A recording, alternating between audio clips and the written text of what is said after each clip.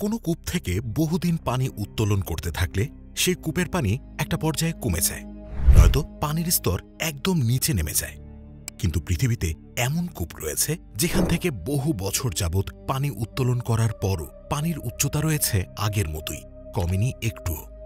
এত বছর অতিক্রান্ত হওয়ার পরেও এই কূপের পানির রং কিংবা স্বাদেরও কোনো পরিবর্তন হয়নি। তাও আবার এই কূপের অবস্থান এমন এক জায়গায় যে জায়গা আদতে ছিল একটি মরু অঞ্চল। শুকনো খটখটে সে অঞ্চলে পানির অভাব থাকাটাই ছিল স্বাভাবিক। কিন্তু এমন এক জায়গায় অফুরন্ত পানির রহস্যময় এই কূপ এলো কিভাবে? বলছি মক্কার মসজিদুল হারামের অভ্যন্তরে অবস্থিত প্রসিদ্ধ জমজম কূপের কথা। মসজিদুল হারামে আগত লাখ লাখ মানুষ তৃপ্তি ভরে এখান থেকে পানি পান করেন এবং পাত্রে ভরে নিয়ে যান। কয়েক হাজার বছর ধরে এখান থেকে একটানা পানি পাওয়া যাচ্ছে। এই কারণে জমজম কূপকে বিশ্বের প্রাচীনতম সক্রিয় কূপ বলেও ধারণা করা হয়। আজ আপনাদের এই কূপের উৎপত্তির আদি ইতিহাস নিয়ে জানাব। প্রসিদ্ধ হাদিস গ্রন্থ ইবনে আব্বাস রাদিয়াল্লাহু এর বর্ণনা এবং ইসলামের অন্যান্য সূত্রের তথ্য অনুযায়ী ইব্রাহিম আলাইহিসসালাম আল্লাহর নির্দেশে নির্বাসিত করার জন্য সন্তান ইসমাইল ও তার মাকে নিয়ে বের হলেন। তাদের সঙ্গে ছিল একটি থলে কিংবা বলা যায় মশক, তাতে ছিল পানি। ইসমাইল আলাইহিসসালামের মা সেই মশক থেকে পানি পান করতেন, ফলে শিশুর জন্য তার বুকের দুগ্ধ বাড়তে থাকে। ইব্রাহিম আলাইহিসসালাম মক্কায় পৌঁছে স্ত্রী হাজেরাকে ফারান পাহাড়ের পাদদেশে বালুকাময় বিরান প্রান্তরে রেখে ফিরতি পথ ধরলেন। তখন ইসমাইল আলাইহিসসালামের মা কিছু দূর পর্যন্ত তাকে অনুসরণ করেন। একটা সময় যখন কাদা নামক স্থানে পৌঁছলেন, তখন তিনি পেছন থেকে ডেকে কাতর কণ্ঠে জিজ্ঞেস করলেন, হে ইব্রাহিম, আপনি আমাদের কার কাছে রেখে যাচ্ছেন? ইব্রাহিম আলাইহিসসালাম নির্বিকারভাবে জবাব দিলেন, আল্লাহর কাছে। জবাব শুনে হাজেরা আলাইহিসসালাম খুশি মনে বললেন, আমি আল্লাহর প্রতি সন্তুষ্ট, কেননা তার বিশ্বাস আল্লাহ তাদের ধ্বংস হতে দেবেন না। এরপর হাজেরা আলাইহিসসালাম আগের জায়গায় ফিরে এলেন, যেখানে ইব্রাহিম আলাইহিসসালাম তাদেরকে রেখে গিয়েছিলেন। ধূসর রুক্ষ বালির রাজ্যে একাকী জীবন যাপন শুরু করলেন বিবি হাজেরা আলাইহিসসালাম। তিনি মশক থেকে পানি পান করতেন আর শিশুর জন্য দুগ্ধ বাড়ত। তখন শিশুকে খাওয়াতেন, কিন্তু একটা সময় মশকের পানিও শেষ হয়ে গেল।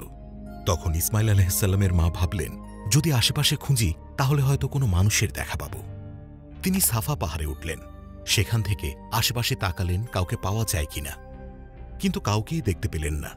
তখন তিনি সেখান থেকে দ্রুতবেগে মারওয়া পাহাড়ে এলেন, আর এভাবে তিনি কয়েকবার চক্কর দিয়ে ফেললেন। সে সময় তার মনে হল শিশু ইসমাইল আলাইহিসসালাম কি অবস্থায় রয়েছে তা একবার দেখা দরকার। হাজেরা আলাইহিসসালাম ছুটে গেলেন এবং দেখতে পেলেন যে শিশু ইসমাইল আলাইহিসসালাম আগের অবস্থাতেই আছেন। এরপর হাজেরা আলাইহিসসালাম আবারও পানি এবং মানুষের খোঁজে আশেপাশে সন্ধান চালালেন। আবারও সেই পাহাড়ের উপরে উঠলেন, কিন্তু কাউকে দেখতে পেলেন না। এভাবে তিনি 7টি চক্কর পূর্ণ করে ফেললেন। ছোটাছুটির এক পর্যায়ে তিনি শুনতে পান কিসের যেন আওয়াজ হচ্ছে। একসময় তিনি দেখতে পেলেন ছেলে ইসমাইল আলাইহিসসালামের পায়ের আঘাতে শুষ্ক মাটি থেকেই পানির ফোয়ারা উতলে উঠেছে। চারদিকে হাজেরা আলাইহিসসালাম বালি আর পাথর দিয়ে পানির প্রবাহ থামালেন। সেই কুদরতি পানির ঝর্ণাধারেই হচ্ছে জমজম কূপ। এই কূপ বিরতিহীনভাবে পৃথিবীবাসীকে তৃপ্ত করে চলবে। সে আমলে একটা সময় এই কূপকে ঘিরে লোকালয় গড়ে উঠেছিল, যদিও সময়ের পরিক্রমায় মর্যাদার এই কূপটি বন্ধ হয়ে যায়, মাটিতে ঢাকা পড়ে সেটি। তবে পুনরায় সেই কূপ খননের বিশেষ তাৎপর্যপূর্ণ ঘটনা রয়েছে।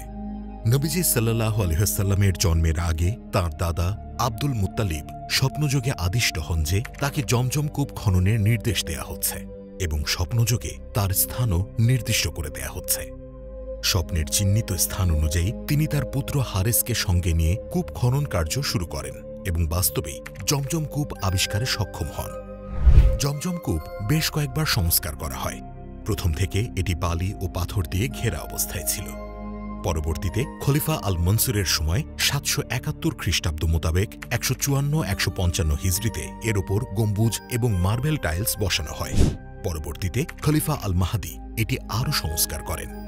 2017-18 সালেও সৌদি বাদশাহ এটির সংস্কার করেন।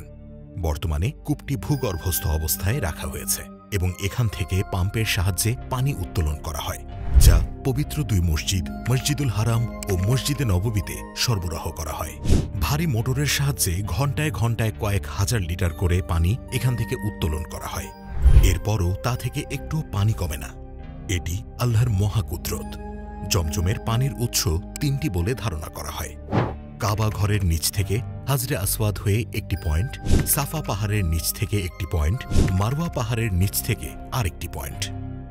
রাসূল সাল্লাল্লাহু আলাইহি ওয়াসাল্লাম সহ সাহাবাদের স্মৃতিধন্য এই কূপের পানির প্রতি সকল মুসলিমের অকৃত্রিম আকর্ষণ রয়েছে। যারাই হজে যান তারা কোনো না কোনো উপায়ে এ পানি সংগ্রহ করে দেশে ফেরেন, কেননা জমজমের পানি অত্যন্ত পবিত্র। হাদিসের বিভিন্ন বর্ণনায় এ পানির কল্যাণের কথা উঠে এসেছে। বলা হয়, জমজমের পানি নেক উদ্দেশ্যে কোনো নিয়তে পান করা হলে তা পূরণ হয়। জমজমের পানি নিয়ে বিস্তর গবেষণা হয়েছে এবং হচ্ছে। সৌদি আরবে জিওলজিক্যাল সার্ভের রয়েছে জমজম স্টাডিজ অ্যান্ড রিসার্চ সেন্টার নামে একটি গবেষণা কেন্দ্র। ল্যাবরেটরিতে পরীক্ষা করে দেখা গিয়েছে যে সাধারণ পানির তুলনায় জমজমের পানিতে ক্যালসিয়াম ও ম্যাগনেসিয়াম সল্টের পরিমাণ বেশি, যা ক্লান্তি দূর করতে বিরাট ভূমিকা রাখে। ব্রিটিশ স্বাস্থ্য মন্ত্রণালয় নটিংহাম বিশ্ববিদ্যালয়ের উদ্যোগে জমজমের পানি নিয়ে গবেষণা করা হয়। এতেও প্রমাণিত হয়েছে যে জমজমের পানি স্বাস্থ্যের জন্য উৎকৃষ্ট টনিকের মতো। জাপানের এক গবেষক মাসারু এমোতো জমজমের পানি পরীক্ষা নিরীক্ষা করে বলেছেন, সাধারণ পানির 1000 ফোঁটার সঙ্গে যদি জমজমের পানির 1 ফোঁটা মেশানো হয় তাহলে সেই মিশ্রণও জমজমের পানির মতো বিশুদ্ধ হবে, কেননা জমজমের পানির মতো বিশুদ্ধ পানি পৃথিবীর অন্য কোথাও পাওয়া যাবে না। আর ইসলামের সর্বশেষ নবী রাসূল মুহাম্মদ সাল্লাল্লাহু আলাইহি ওয়াসাল্লাম বহু আগেই বলেছেন, জমজমের পানি বরকতময়, স্বাদ অন্বেষণকারীর খাদ্য। জমজম কূপের প্রসিদ্ধ ইতিহাস আর এর পানির রহস্য জানার পর আপনাদের কি মতামত তা জানিয়ে দিতে পারেন কমেন্ট সেকশনে। এছাড়া এমন আরও ঘটনা সম্পর্কে জানতে ভিডিওটি লাইক এবং আমাদের চ্যানেলটি সাবস্ক্রাইব করে রাখুন। নিয়মিত ভিডিওর আপডেট পেতে পাশে থাকা বেল আইকনটি ক্লিক করুন। দেখা হবে পরবর্তী কোনো ভিডিওতে। সবাই সুস্থ থাকুন, ভালো থাকুন।